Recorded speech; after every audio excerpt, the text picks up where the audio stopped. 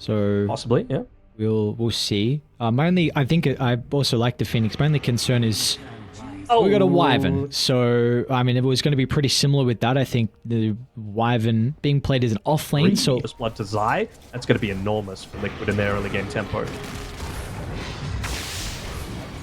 okay, actually Got on a bit though. should be our first blood down bottom. Less the IO sustain is enough, and it's not to be. Kataomi swipes up first blood. What a great start for the duo down bottom.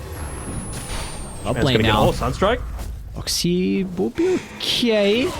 Looks like Zai's going to be able to strike back. Soul Assumption was enough to be able to blow up Fishman. Unfortunately, it actually snowballed through, but it might have just still put him in the grave. As Zai will go down. Fishman should still join him as well, as Boxi's going to be able to continue the chase. So it's a 1-for-1, but of course, there's a cord that does end up being killed off. Meanwhile, mid lane now. Nisha. Oh, nice attempt here with the split up, but he's going to be relying on Insania TPM, but he's a little bit too late with the ISO Entity. A beautiful movement out of Kataomi's Primal Beast. For them. Insania just about a recipe or so away. miCKe, alright. They're not really playing around any sort of units this time around as Stormstormer. He's going to be able to escape from the gang. They're going to get Nisha in response. That they will, and now they're going to be able to get Boxi as well. Kataomi charges forward inside the river. This early game, once again, is going incredibly well for Entity. But the one that he has a huge amount of impact on in this Visage here, so might force a bit more defensive rotations to come up from the Entity support. And they'll need them quickly. Stormstormer's going to try and make the attempt. Sunstride's going to get laid down, but a beautiful snowball dodge at the perfect timing. And now they'll move over the top. They're going to be relying on Gabbi's curse to be able to get some repositioning.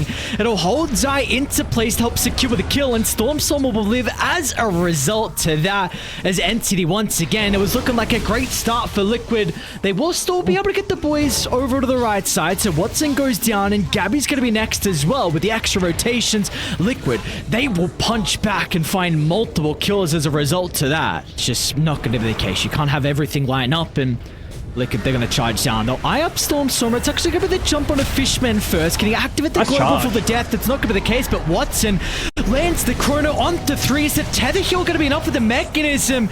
It is not to be. Nisha goes down. Now they're going to turn to miCKe next. Have they still got the damage left in the tank? Gabbi's going to try and move on over to drop the curse, but the relocate is there to drag him away. Still, they might just turn their attention over to Zai. He's not going to be beefy enough without the pipe completed, but miCKe wants to fight.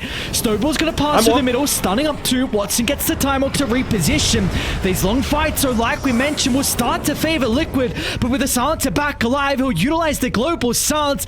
That'll help get some separation as Gabbi flies up to the high ground, and now they can look for the cleanup. Liquid, they don't have the damage to be able to go through the Entity boys, as once again, Entity will come out on top. And even places down a super deep observer ward to try and catch out. There's the global silence to be able to counter out the relocate, and now all of a sudden Zai might be in some danger. They're not going to expect the rotation out of the twin gate. Is going to be survivable enough with the pipe activated. Zai, he's okay for the moment. The reinforcements are here, and now they're going to turn their attention over to Stormstormer. Watson still got the chrono to work with. They're going to try and target down the IO first, taking care of the sustain, and now it means the curse should be enough to get the full up damage. The yours is there at the last second from Nisha, and they should be able to get the turnaround kill. Still, it's going to take some time to catch up to Kataomi, but now they might even go for Watson next as well. Gabbi's got a free fight though. This Winter Wyvern damage is starting to ramp up. Are they going to be able to close the distance though? Gabbi, Atos holds the Dragonite into place. Wants a high five as well. We'll get some kills instead. So once again, was more of that damage that gets through your high armor on the DK. Feels pretty good. They want to find a quick bit. Under the ultimates on cooldown. This would be great timing. Oh, Boxi with the snowball as well. They catch up the Stormstormer. But where is Nisha? Where's their main damage source? The Leshrac is going to try and move on over for the left side. He'll target down with the Invoker at the moment. And there doesn't seem like there's much that Entity are going to be able to do. Protect Stormstormer's life, and as a result, set of items, they might be able to catch Boxi out once he's trying to get the Wisdom Rune. Nice pogo stick, so they'll get the rune, they'll get the kill as well. On top of that, talk about being able to manipulate these lanes. They're setting up mid. mid. Are a good way to do it. They might be able to get a curse off onto Insania. Nice positioning out of the eye though. Still Nisha, look at the damage, man. Yeah. They've got the Aegis, but they can burn it off without really committing too heavily. They'll at least force the eye away. Nisha's going to try and activate the Bloodstone. It's giving him a decent amount of health to be able to work with. Nisha's going to be forced now to pop the BKB once it delivered. Watson, he jumped on forward. He's going to be in some danger over to the right side. Fishman as well is in some trouble. Two fights breaking out simultaneously as Watson. They'll stop his TP thanks to Boxi's punch and just a little bit too over-aggressive, and somehow Nisha doesn't even lose the Aegis as well. And they might be able to get Gabbi instead, though. Now that's a much bigger target. Is a more value target. Kataomi's going to do whatever he can to protect it, but the snowball goes right through the middle. And Liquid, they've got the sustain. There's nothing they need to fear. miCKe, this man wants Fishman as well. And he'll fly him deep past the throne. Nothing they can do on Entity to slow down Liquid. Fishman, don't do that. I mean, pop the smoke. He's like, I'll try and get out. See you guys, but they're not going to have a far of it. No. Just an easy kill. They did see miCKe down bottom. Of course, they know they can come through the rift pretty quickly. So this is a... I found him. I don't know. They're going to be able to get the kill. miCKe activates the BKB. The Global Sun's going to be able to address the relocate. miCKe's still in some danger. It's just Boxi here at the moment. Somehow he needs to get back over the right side to connect to the twin gate. miCKe, there we go. Chrono U is going to connect onto two. Boxi will try and snowball through the Chrono, but it's not there. They'll end up losing the Dragonite. They might end up losing Zai as well, because where are the boys? Nisha's finally going to be able to join them. They wanted to deal with Fishman. I think it would be a great target, especially now that he's bought the components, so he won't have buyback. It's going to show. It'd be huge. It's difficult. It has to be clean. It has to be perfect. Global Science is going to try and stop that, but it's not enough. They're able to find the Winter Wyvern. Stormstormer's going to be in with the combo. It stops the retreat down to the bottom of the stairs, and now Kataomi wants to follow up as well. An early use of the BKB out of Stormstormer, though, a little bit unnecessary, so you're happy with that for Liquid. Not only do you get a super clean kill, but Global used...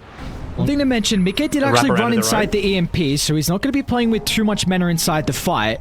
Nisha, though, it's going to run straight into them head first. Entity, they want to try and start, but towards the backline, miCKe, he wants to take Fishman out of the equation, making sure there's no Global Sun. So Chrono's already been used as well, as Watson only catches one. That's not the ultimate usages that you need for Entity to have a successful team fight. Is now Liquid.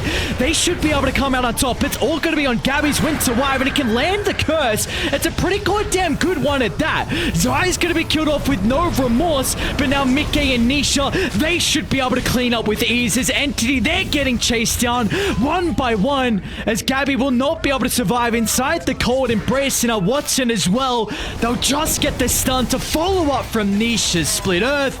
And Nisha will reign supreme. A triple kill for the Leshrac, and they're not even going to mess around, instantly relocating to top. I was watching them get on top of Fishman. Yeah, I saw miCKe jump, and I didn't see if maybe someone else blinked away from the Chrono, but miCKe, I mean, that's a pretty good angle. That's a hell of an angle. They're going to run into Stormstormer as well to the tree line.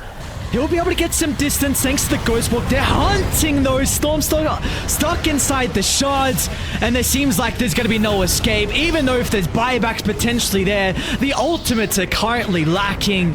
It's going to be on Gabbi to potentially get the kill onto Boxi, but this is just space. Mega creeps have been picked up. 21,000 net worth lead. And then our Stormstormer's going to be unable to rejoin the game as well with the dieback, so this should be an easy closeout for Liquid. Yeah, I mean, you've got that too, so... And the Holy Locket. He's not short of survivability here, is Nisha. Aegis as well. How do you... Dude, how do you defend this, actually? You have DK illusions, Nisha sieging from far, Familiar's also being a pest. Just go. It's got to be one of these wraparounds, right? Nisha is the bait. Like, you cannot go onto this guy. He's got so much survivability.